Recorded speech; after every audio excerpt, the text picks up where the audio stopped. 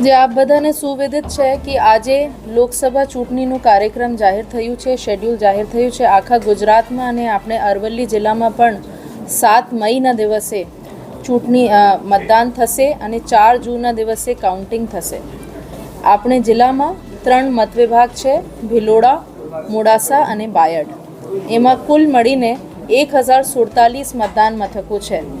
આ મતદાન મથકોમાં બધા મતદારો માટે જે સગવડ કરવામાં આવી છે કે પાણી છે, ટોયલેટ છે, વોટર હેલ્પલાઇન રહેશે, ત્યાં વોટર હેલ્પલાઇન ડેસ્ક રહેશે અને વોલેન્ટિયર્સ પણ રહેશે. જે મોટી ઉંમરના લોકો છે, વડીલો છે, દિવ્યાંગો છે, એમને ફેસિલિટેટ કરવામાં આવશે.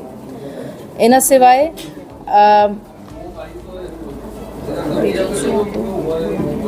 બધી સગવડો કરવામાં આવી છે અને હું બધા અરવલ્લીના મતદારોથી અપીલ કરું છું કે આપ મોટી સંખ્યામાં મતદાન મથકો પર આવીને પોતાને મતાધિકારના પ્રયોગ કરો.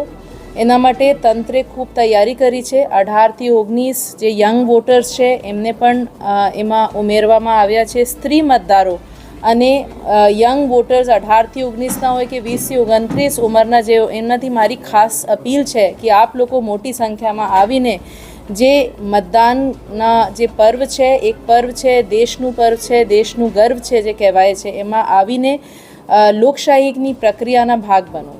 એના સિવાય ખાસ જે મોટી ઉંમરના લોકો છે, 85 વર્ષની ઉપરના લોકો છે અને દિવ્યાંગો જે છે, જે 40%થી વધારે દિવ્યાંગતા ધરાવતા હોય એવા મતદારો માટે, ભાઈ બહેનો માટે હોમ વોટિંગની પણ સગવડ ઉપલબ્ધ છે.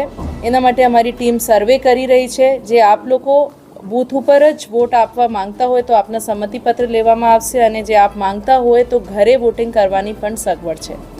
હું ફરીથી આપ લોકોને અપીલ કરું છું કે મોટી સંખ્યામાં, અને અરવલ્લી જિલ્લાની જે વોટિંગ પ્રતિશત છે, ટકાવારી છે, ખૂબ ઊંચી થાય અને આપણે ત્યાં નિષ્પક્ષ રૂપથી ઇલેક્શન થાય એના માટે આખા વહીવટી તંત્ર સજ્જ છે.